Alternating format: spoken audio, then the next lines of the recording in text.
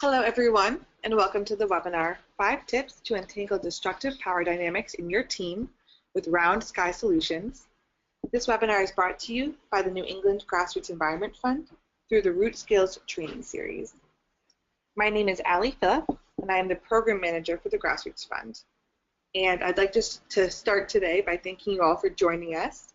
I'd also like to thank our partner in this webinar, Round Sky Solutions, for offering their time and expertise in leading today's webinar. And for those of you who are on social media and found us through a Facebook event, you can follow the Grassroots Fund on Facebook and Twitter at NEGEF, and we encourage you to post any ideas, questions, or comments sparked from this webinar on social media using the hashtag RootSkills.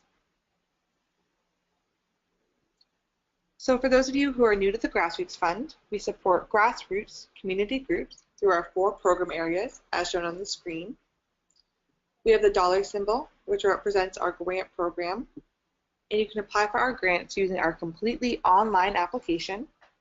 Our seed grant programs are for emerging grassroots projects up to $1,000, and they have a rolling deadline. We also have grow grants, which aim to support more established projects that are looking to grow or expand in their local community. And those grants have deadlines twice a year, and the next deadline coming up is September 15th, and the second deadline is March 15th. We also have our newest grant program, the Harvest Grant Program, which incorporates grants up to $7,500 and has an annual deadline of June 15th for the Harvest Youth Grant. So to learn more about this program, which aims to support established groups that have a strong youth-led component, you can listen to our recorded webinar on our webinar archive, which is led by our program director, Nikia Navarro. We also have our story symbol and the corresponding tab on our website, which represents our online interactive map of over 2,000 groups that have received funding from the Grassroots Fund. It also symbolizes the Grassroots Fund's Root Talk blog, which is a chance for groups to tell their stories and talk about issues that are important to them. So if you're interested in blogging with us about your work or your experience today on this webinar, you can contact me at allie@grassrootsfund.org. Our 4th program area is collaborations, where we encourage networks and support other organizations, as well as collaborate with other organizations, to think about how we can provide better tools to the grassroots. And finally, our trainings tab on our website is for our Root Skills training series and also our online resource library. So I encourage you all to check them out if you have the chance at www.grassrootsfund.org.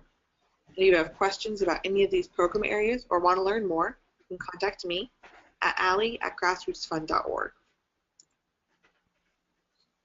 So as I mentioned, we offer the Root Skills Training Series, which this webinar is a part of, and we also have an upcoming webinar on July 18th at 12 p.m., Crowdsourcing, Alternative Resource Building.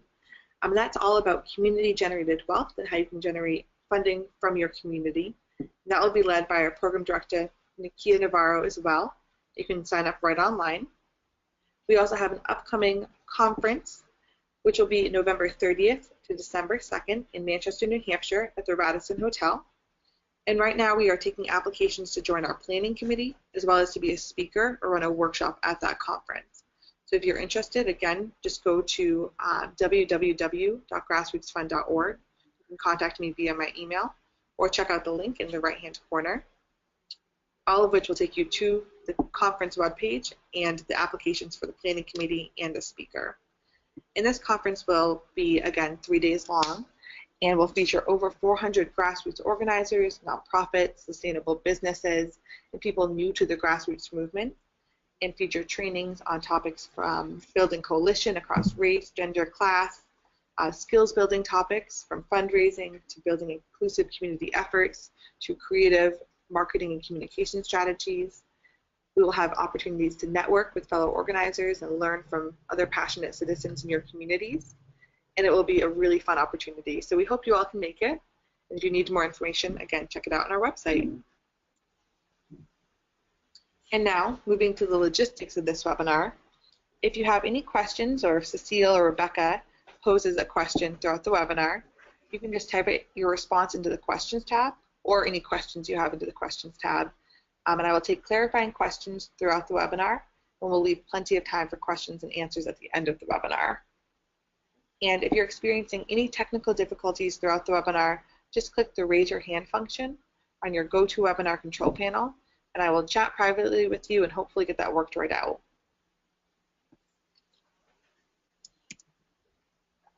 So during today's webinar, participants will learn about the different forms of power and how it affects every facet of your work life, and walk away with the skills to practice and leverage generative power. And to lead us in this webinar, we have Cecile Green. Cecile is Round Sky Solutions co-founder and is an entrepreneur and experiential philosopher with a passion for helping mission-driven organizations achieve their visions. She is the innovator for CollabTM, a set of operational practices that deliver collaborative power in action, and she has been researching and experimenting with questions of power, decision-making, and efficient operations for over 20 years.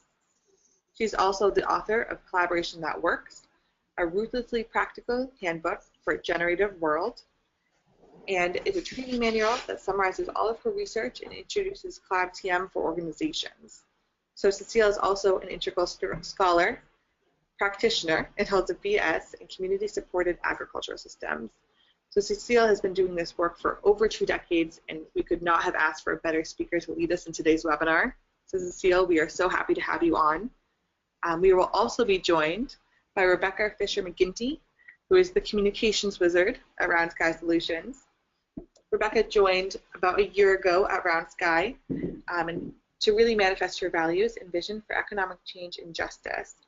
So she has a BS in environmental policy from UC Berkeley and experience working in community and environmental organizations responding to climate change and injustices. So Rebecca will also be leading us in today's webinar, helping facilitate questions and work with Cecile. We are so excited to have her. And again, I'm Allie Phillip. I work for the New England Grassroots Environment Fund. I coordinate the Seed Grant program as well as the Root Skills training series, and I will be fielding your questions and working with Rebecca and Cecile. So thank you all again for joining us. I'm going to hand it over to Rebecca now. Great. So welcome everyone to this webinar, and thanks for that generous introduction. And I wanted to first get to know you all, see who's on the call with us. If you could introduce yourself in the chat box with your name, your location, and what brought you to this webinar today. And Allie, I think you can see the chat, but I'm not sure that I can. So yeah, so we're getting some questions or some responses coming through. So far we have one from MJ, who's from West Medford, Mass. And others, if you want to just type your response into the questions tab, I'll read off who you are and where you're from. We have Tom Smith from the Sassafras Tech Collaborative in Ann Arbor, Michigan. So thanks for joining us, Tom. We have Sacagawea Hall from Cooperation Jackson in Jackson, Mississippi. Nice, welcome. You're not far from me in New Orleans. Elizabeth Gabriel from Ithaca, New York. Groundswell Center for Food and Farming. Allison from Jamaica Plain in the Boston area. Susan from the Wallace Center at Winrock International in Little Rock. Tori Cooper, who's Buffalo-based with the New Economy Coalition. Isaac from Antioch College, who's in Ohio. We have Megan from Keene, New Hampshire. Steve from New York. Nice. Marie from Memphis, Tennessee. Barbara from the Baltimore Housing Roundtable. Wow, we have people from all over. That's great. And if people could say what brought them, what are things that brought you to this webinar today? Just a few words. So Mindy Grant from Farms in North Dakota says she's working collaboratively with local organizations to promote beginning farmers. Mm-hmm. Another person, Alice, from Berkshires in Berkshire County, Mass, is working on local currency.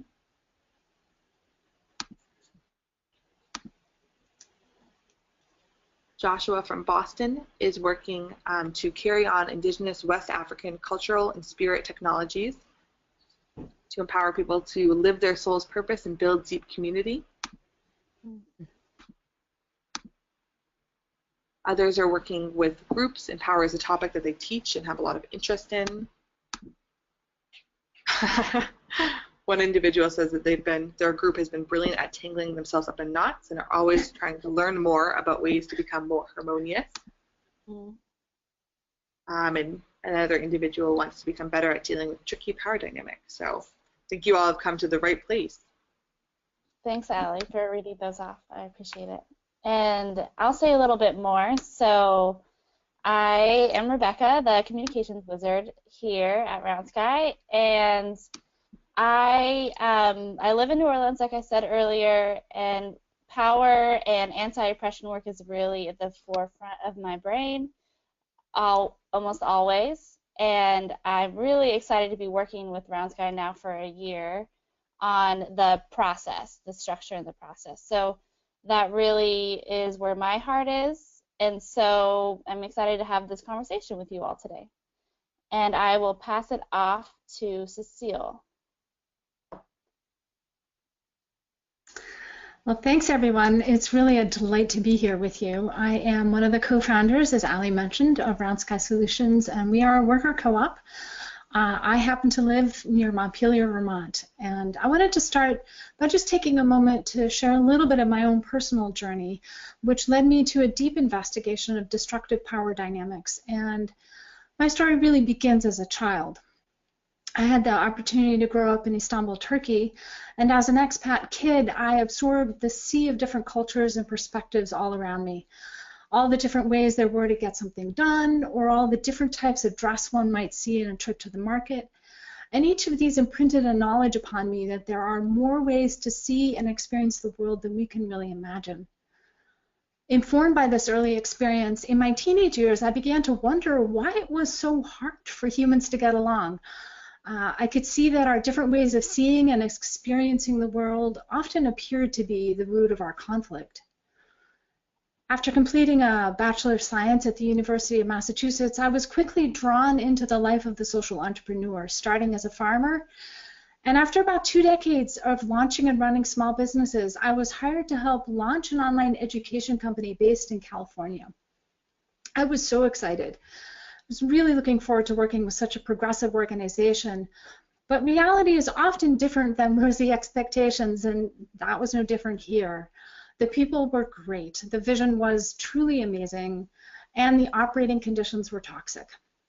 In short, what happened was that the owners of the company behaved like a king and queen, reserving all decisions for themselves, commanding everyone around as if they were servants, and demanding that people be available at all hours of the day or night to respond to their immediate decrees.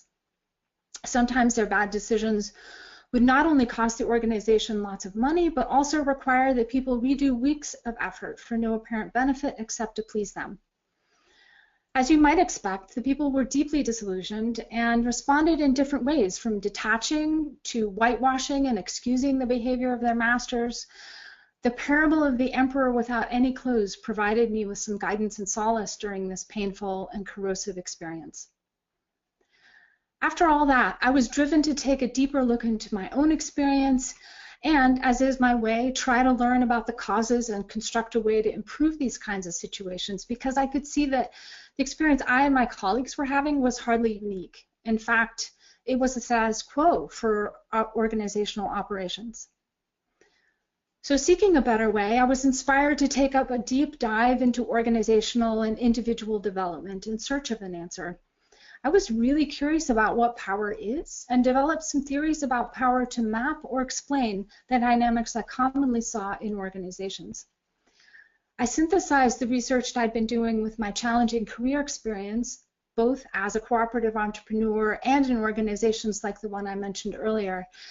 And from that research, I created a map of what organizations need to communicate about and a set of processes called CoLab that reliably deliver healthy forms of power in action when they're integrated into organizations. So I'm delighted to be here with you today exploring ways of actively untangling destructive power dynamics in our teams. And today we're going to spend a little time with the big picture of what power is and why it's important before hearing some examples of destructive power dynamics from your lives. And then we'll dig into the 5 tips for how to untangle destructive power dynamics and wrap up with a Q&A and some next steps for you to consider. So let's take a step back and look at our definitions and understandings of power. What is it? Why does it matter? In my quest through both academic and practical approaches to organizational health, I formulated a hypothesis that at the root of all organizational dysfunction lies the misuse and the misdistribution of power. So I didn't know if my hypothesis was correct, but in order to explore that, I really had to settle on a useful definition of power. As you might be aware, there's quite a range of understandings about what power is, from something only leaders and politicians have, to it being the opposite of love and therefore to be eschewed, to explorations of power over, power with, power to, and power within. I found the definition that offered the most useful framing for integrating lots of existing definitions was Paul Tillich's definition of power as the drive of every living thing to realize itself with increasing intensity and extensity. This most directly informed the working definition I have of power as the force of enactment, within which many of the existing definitions in literature on power fall. Within this broad definition of power, it becomes more clear that there are healthy or generative uses for power and there are destructive uses of power, and that for most of us, the destructive use of power is deeply concerning, which is why we're all here today. So I'd like to clarify that I was particularly interested in the day-to-day impacts of destructive power and have chosen to focus this work on what happens inside intact organizations, which is where most of us spend most of our time. Therefore, the exploration about what to do with destructive uses of power we experience from outside our organizations, such as the workings of our government, are outside the scope of this call, though very much worth exploring. Fundamentally, I posit that the best place we can start to undo the endemic tendencies to use destructive power are the places we spend the most time using the force of enactment, and that's at work and at home, rather than at the polls, which we may visit for 15 minutes every few years.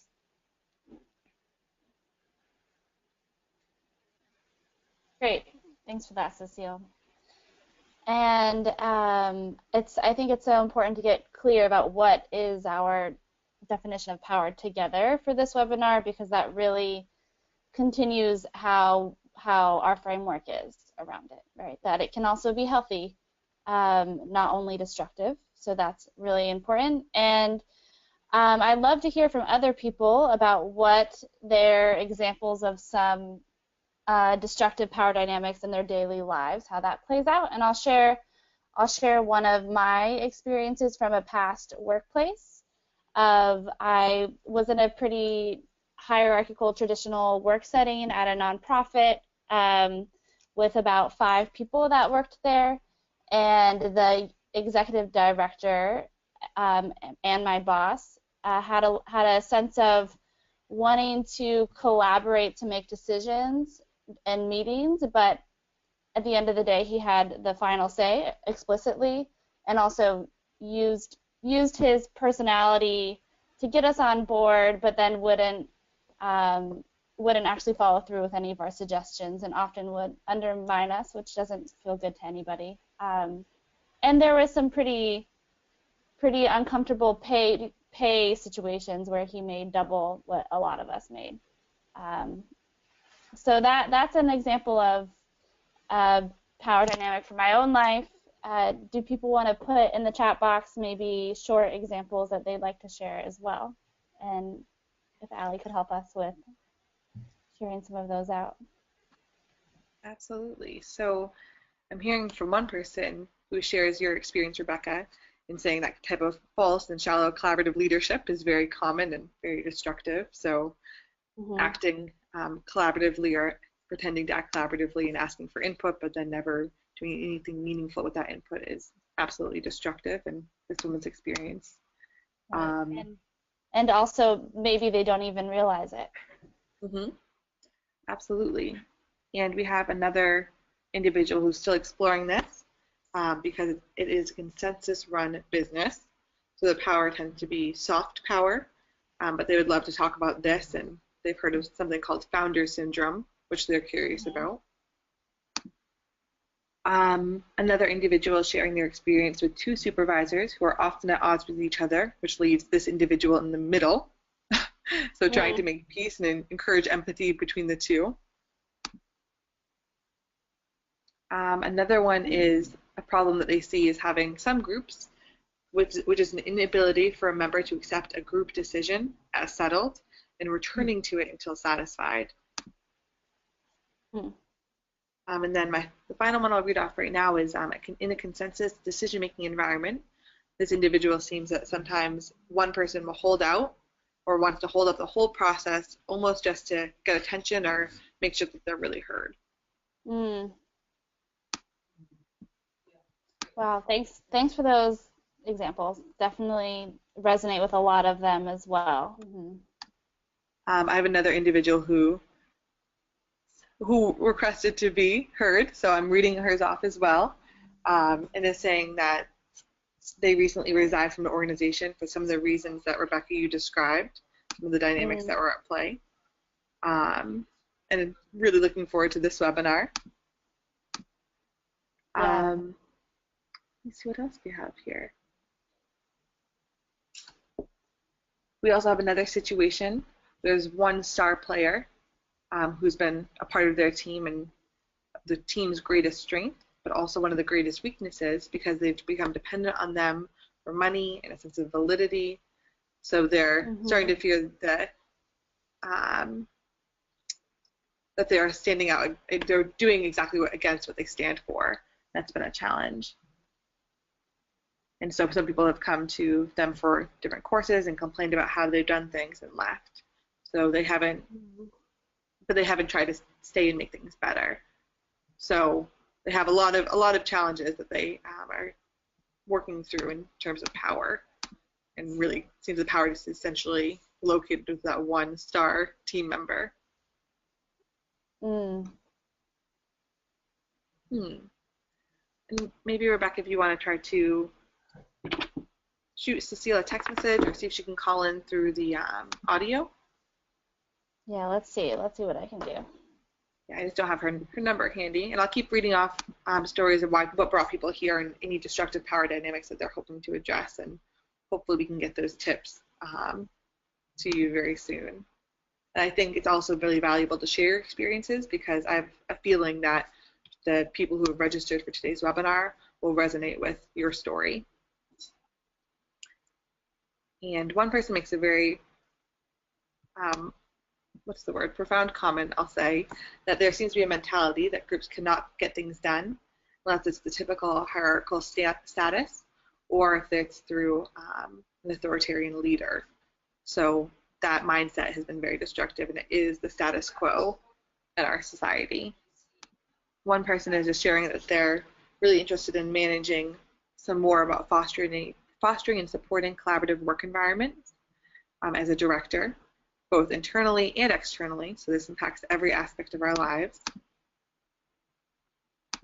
And I think Cecile made a really on-point comment as well, which is that we can really impact change around power in our personal and professional lives, and that's where we can often make the largest change and the most impact.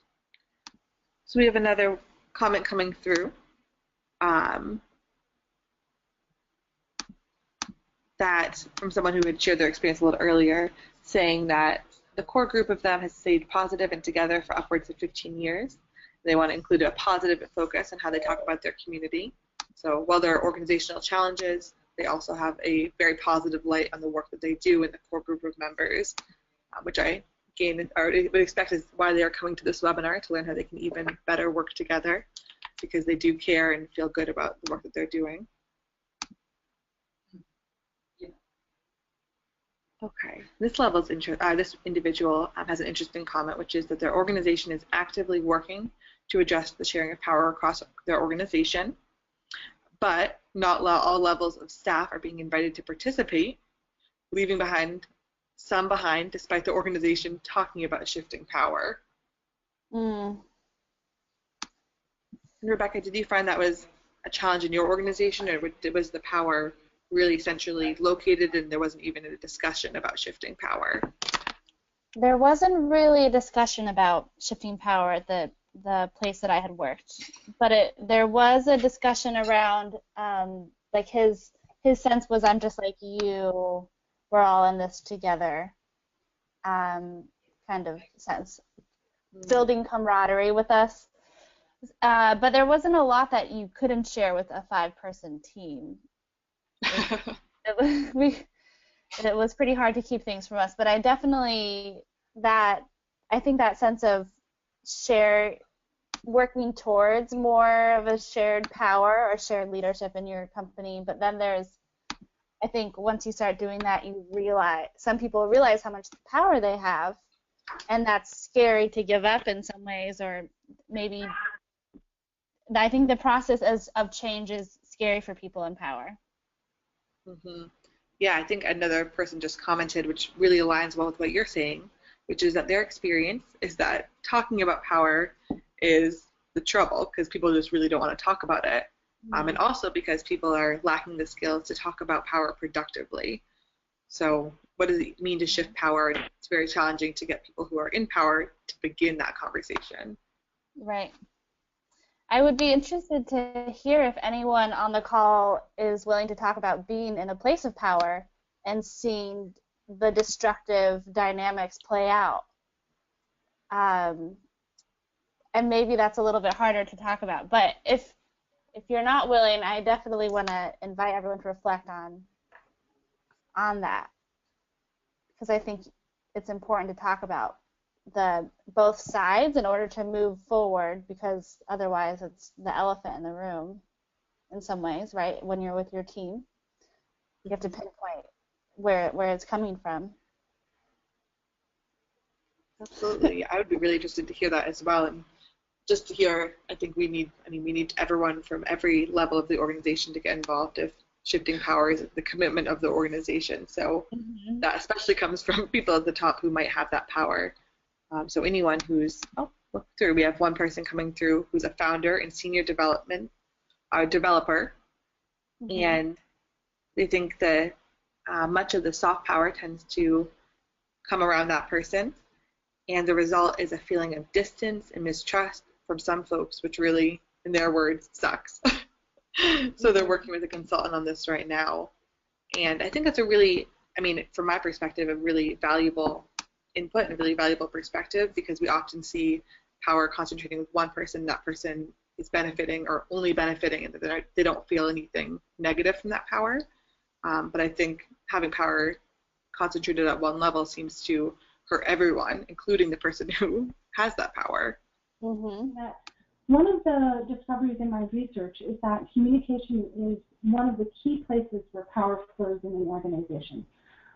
The cool thing about communication is that it really can be structured to deliver more balanced, generative power, which is key to overcoming entrenched failed power dynamics that we're all so very familiar with.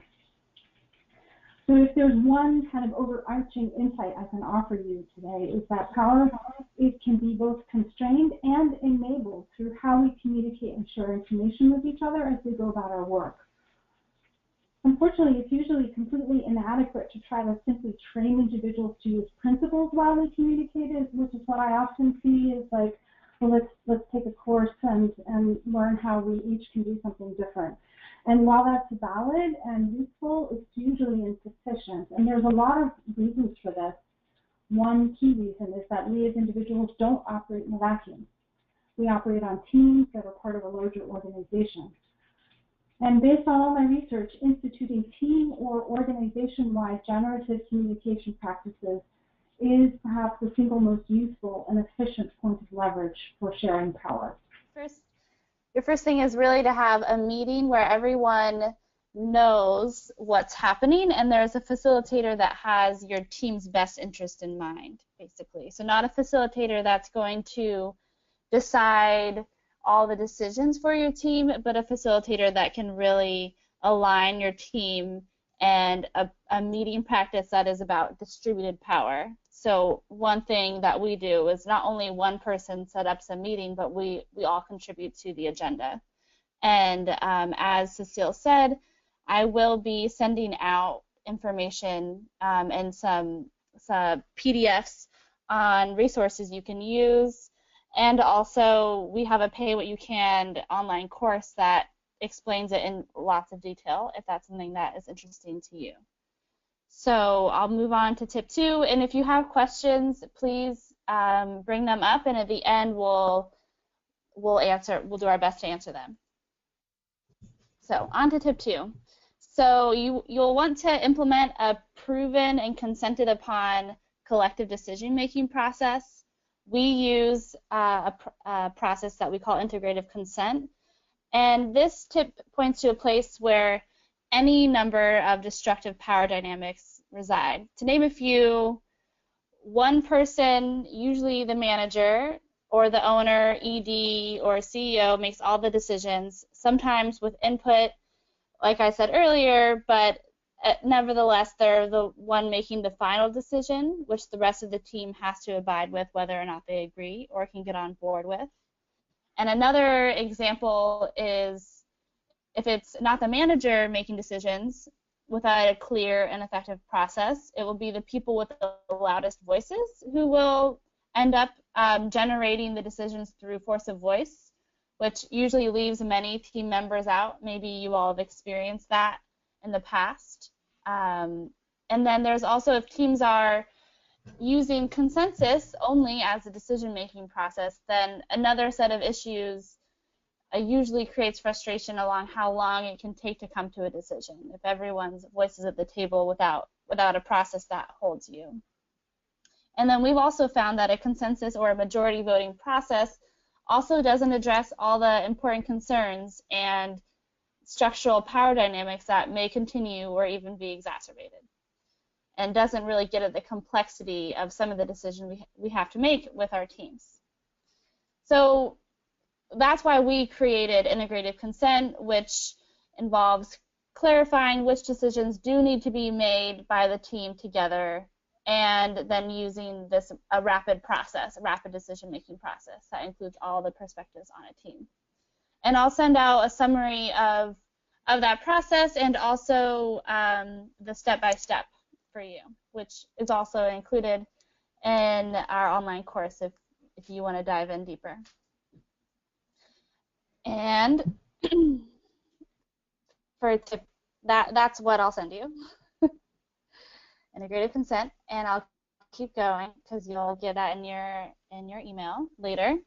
And for tip number 3, you want to get a shared task tracking system going for ensuring accountability in your team, and this includes reporting back.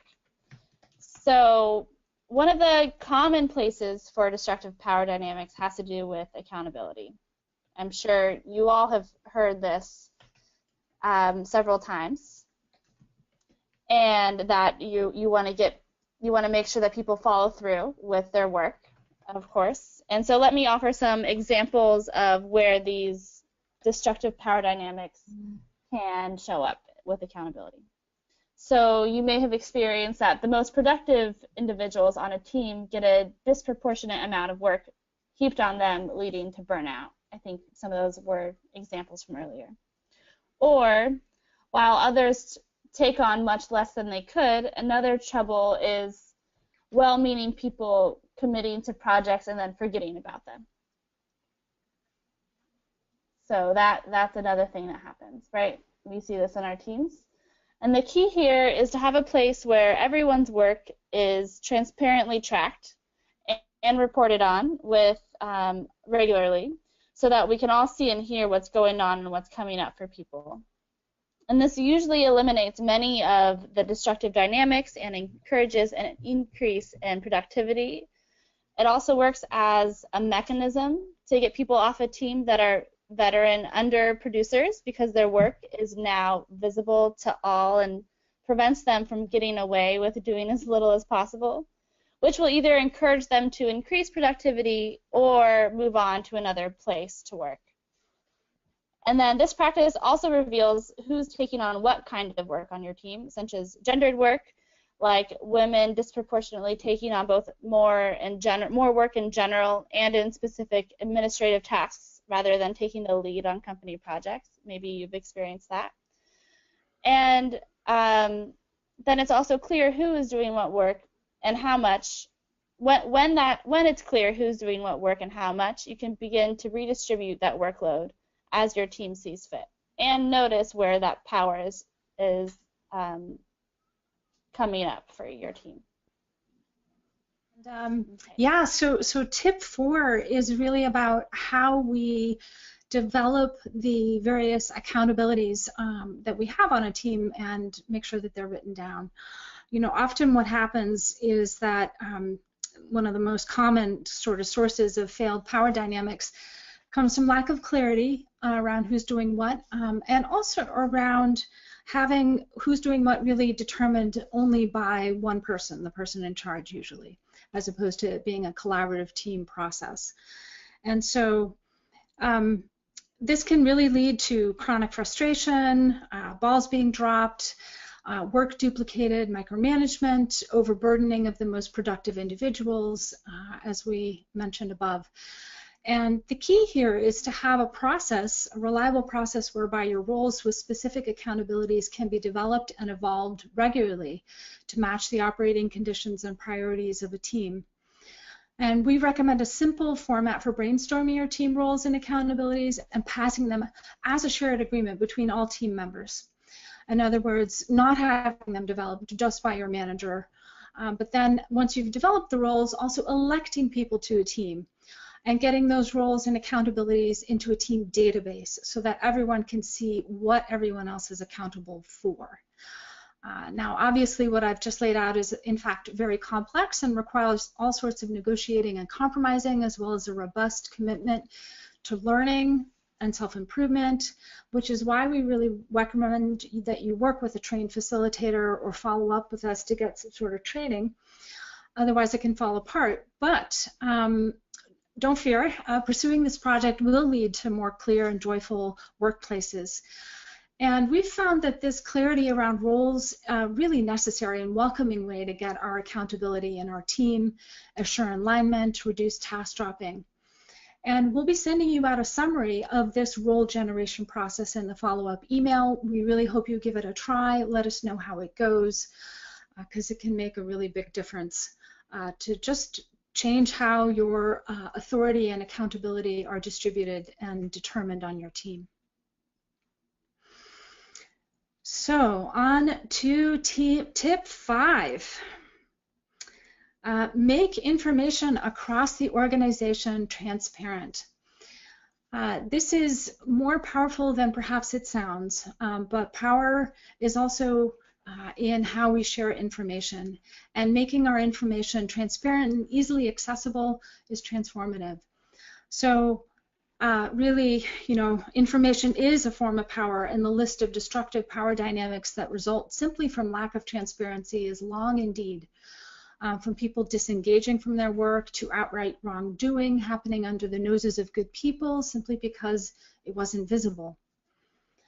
So the key to this tip is having an organization-wide database for all organizational information, including financial information, decisions made in meetings such as policies, roles, and for your project tracking. Here at Round Sky, we've developed a set of simple tracking docs on Google that can work for teams just getting started with this practice, and we'll also include that in the follow-up email, so you can make use of those templates, copy and paste them, put them into use for your teams. So those are our top 5 tips for you all, and we would love to take a few minutes and let you know a little bit more about our other learning opportunities, and then take some time for questions and answer. So off to you, Rebecca. Great, thanks. Okay, so if you are curious for more details about how to put some of these tips to use, I recommend, like I said earlier, you check out Collab 101, which right now is offered on a sliding scale for a limited time.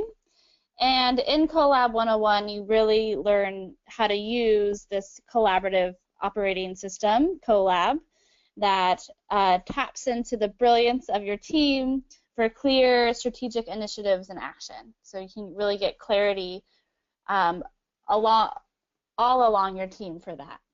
And Collab 101 also works to help you build your skills and increase your confidence and your ability to facilitate your team's growth, vision, and also do some conflict resolution, which is bound to happen when teams are working together. And it will provide you with the necessary skills and practices to communicate effectively within your team. Some high-level things that I think are great in Collab 101 are the meeting facilitation skills to move your team forward and integrate multiple perspectives, and getting a collaborative meeting practice going that's inclusive of all voices and works to keep the whole team on the same page, and getting access to an initiatives or task tracking system to support your team's collective work and give a place to give feedback to each other and affirmations, which I think is really helpful and important for our work together on our teams. And you'll receive some tools for personal development practices for managing your team's dynamics and also your own individual growth. And as you complete this Pay What You Can online course, some things you might experience are increased productivity and creativity, a greater sense of engagement and satisfaction, an understanding of your key leadership strengths and challenges, and tools to lead more efficient meetings, if you can believe it.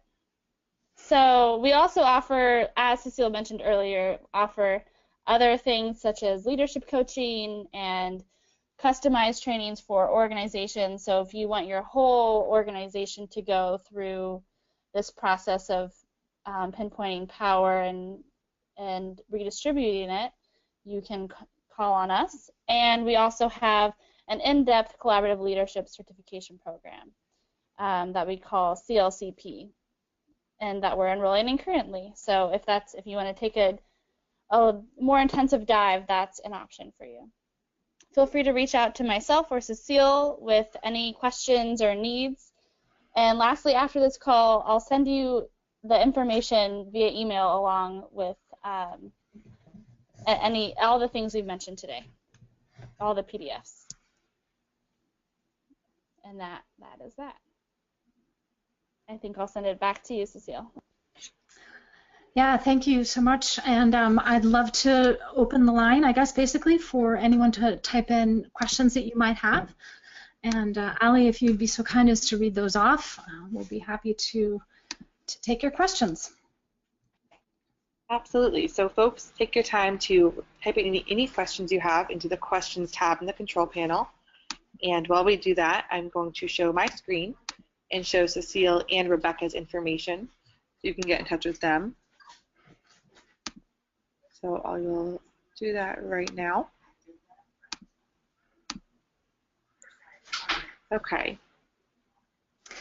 So I see one person coming through with a question about what tracking systems that are people using right now? Yeah, great question. So we're using a combination of Google Doc, essentially spreadsheets, and the Word doc function in Google for several needs. We'll start first with what we call the Living Agenda, which is a place where we record our meetings and in particular the outputs from those meetings. So it's not quite minutes. We don't recommend necessarily taking stream of consciousness notes, but simply recording the outcomes of your agenda items. And that forms a record which is available to everyone at any time. And then from there, we also recommend a spreadsheet database for your agreements that you create, because having to scroll through just a long doc is not practical, and having those organized in different tabs in a spreadsheet can be really helpful. And those will all be templates that you'll get in the follow-up email. And then for project tracking, we're using Asana at the moment, and that's been really helpful as a place to go to be able to see what everyone is working on, what they have currently, what their targets are, what their backlog projects are, and we use that as the place of reference for our report backs or ops reports, which is a segment of the meeting practice. And last but not least, we also have a business model tracker, which is really quite comprehensive and incredibly effective to have that shared across team members. So again, it's available in across the internet for anyone to be able to access whenever they need to, and it provides us with a repository of not only historical information but our projections as well. And for those of you who are running nonprofits, it can be a fantastic place to do all your grant tracking. So those are a few of the tracking systems that we have in place at the moment. Thank you. So we have another question, and we have a bunch of questions, so just letting everyone know that we will run a little bit over, and if you need to jump off, that's perfectly fine. This webinar will be recorded, and the questions will be available. And also, if we don't get to one of your questions, please reach out to Cecile or Rebecca to follow up. But in the meantime, I will try to get through as many of them as we can during this time. So we have one question from a participant asking about any tips or ideas to practice when you're on the lower end of the hierarchy management.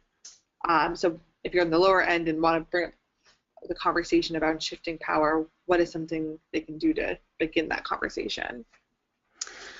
Yeah, this is often very case dependent, but I'm going to try to give you some examples. The first thing I would do is to take note of what's not working for your team. And the reason I mention that is that often the places that aren't working are a very good place to position a change for your team.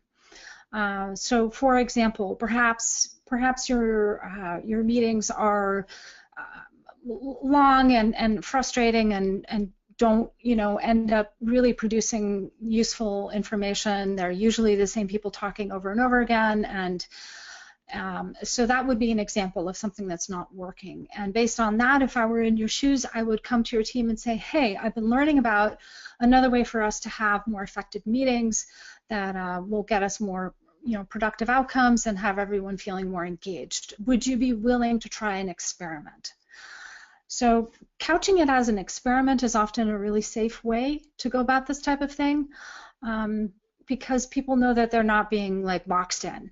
If you do couch it as an experiment, I would suggest that it be tried not just once, but say over the course of 6 weeks or 12 weeks or something, so that people can get a feel for how it's different and how it's useful over a longer period of time.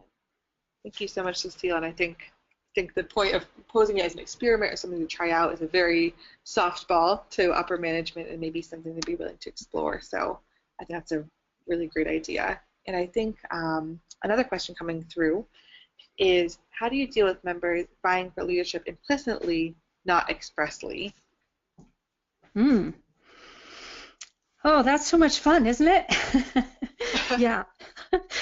I would take a hold of that role generation process that you'll get a copy of in the email, and take the time to make the power that's being struggled over explicit as opposed to implicit.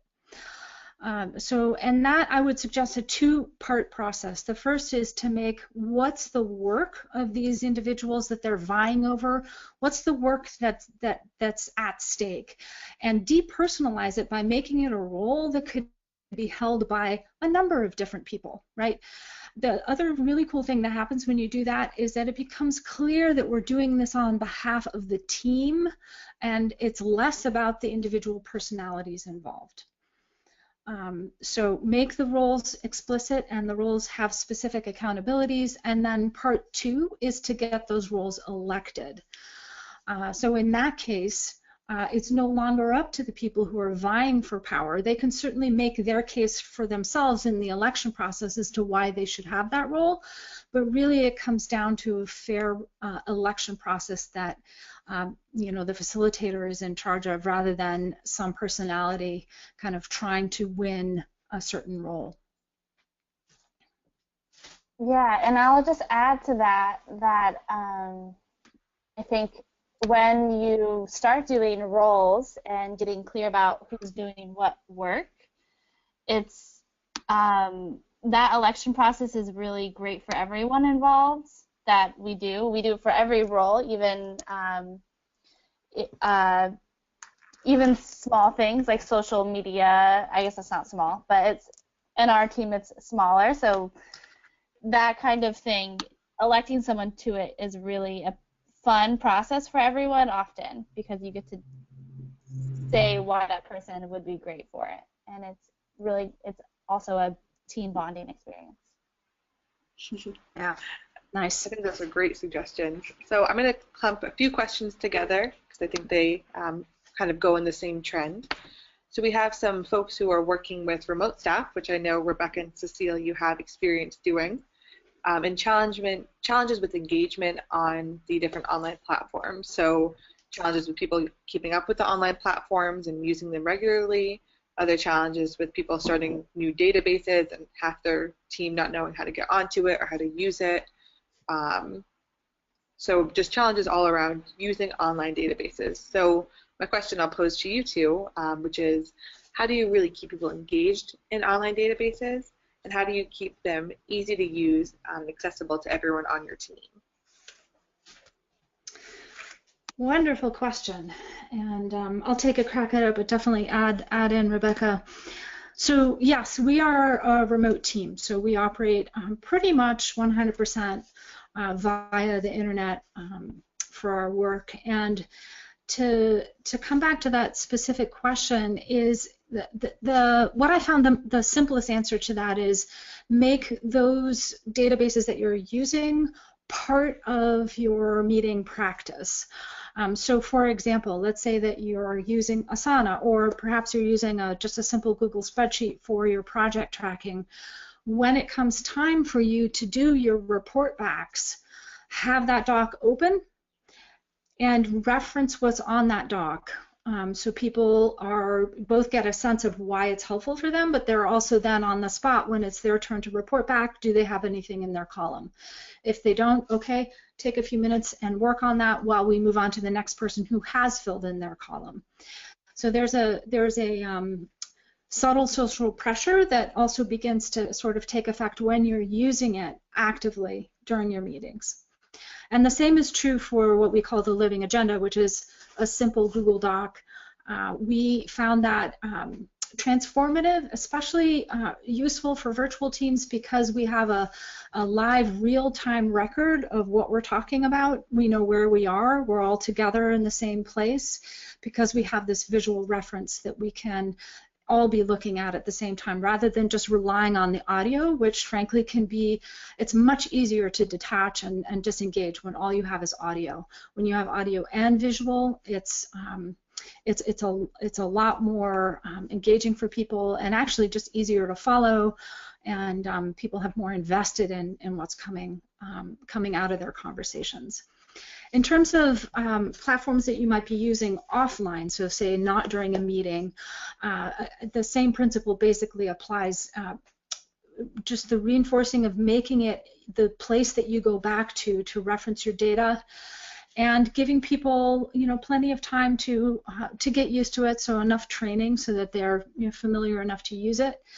And one other simple trick that I found very helpful is, let's say you're trying to integrate Salesforce. I don't use Salesforce, but it's quite popular. You can make integrating Salesforce a project that everyone reports back on during the ops reports, and that way you also then get a real visibility into where are people at with integrating this tool. Do they need more support? What's in their way? And also that act of having to report back tends to generate engagement and accountability for people. Excellent, thank you. So I'll take two more questions that I have here in my log, and then we'll let folks go. So one that I think will be fairly quick, which is, what is the best platform for tracking? Can you just name that platform again? I think you said Asana. I did say Asana, yep, okay. And there are a lot of choices out there. So definitely you might want to check in and evaluate against what your team needs are, but we are using Asana and can recommend that for sure. Okay, thank you. And folks, there might be other opportunities to jog again with Cecile and Rebecca via email, so connect with them that way for maybe other suggestions. And the final question that I think is important to address is, what are the necessary prerequisites for intergroup collaboration? So does there need to be something in place or some sort of level of trust in place perhaps for this type of system to work? Great question. I actually posit that trust arises from practicing these tools.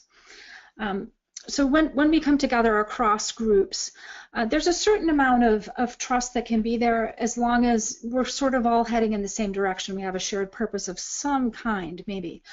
But that trust can easily unravel unless you have effective practices in place that build that trust. And so the standard meeting practice, the integrative consent model that we were sharing, the fact that you have ops reports, that people are kind of have a common accountability system, all of those things will engender trust over time. So they will build that trust. For groups that are just getting together, I think that one of the most powerful things to start with is, what is your shared purpose? Like, why are you collaborating with each other? And we define purpose as a combination of vision, mission, and values, with vision being what's the difference that you intend to make in the world, and then mission being what's the work that this group uniquely is going to do to reach that vision, and values being what are the principles that we agree to abide by as we go about doing this work.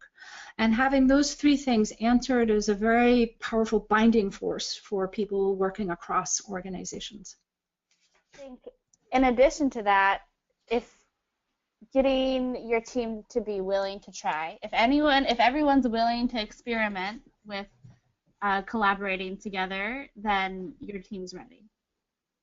So, and I think that getting clear on your purpose and then getting everyone's consent that they're willing to try this process, then that works. Awesome. Well, thank you both again for your time and for your energy in putting this webinar together, and all of the audience as well for your patience with our technical glitches. I think it was well worthwhile for you all to stay on, and I know that some of the tips today I will be using in my own life and my own work, and absolutely passing it on to the groups that the Grassroots Fund works with as well. So thank you to Cecile and Rebecca. And again, please reach out to them if you have any questions or are interested in any of the programs that Round Sky Solutions offers. Absolutely worthwhile. And if you have any questions for me at the Grassroots Fund about ways that we can support your organization through our grants and training program, again, my email information is listed here. So thank you all for your time again today, and we hope to see you on a future webinar. Please take a moment to finish up with your survey after the webinar. It will pop right up once you exit out, and I hope you all have a wonderful afternoon.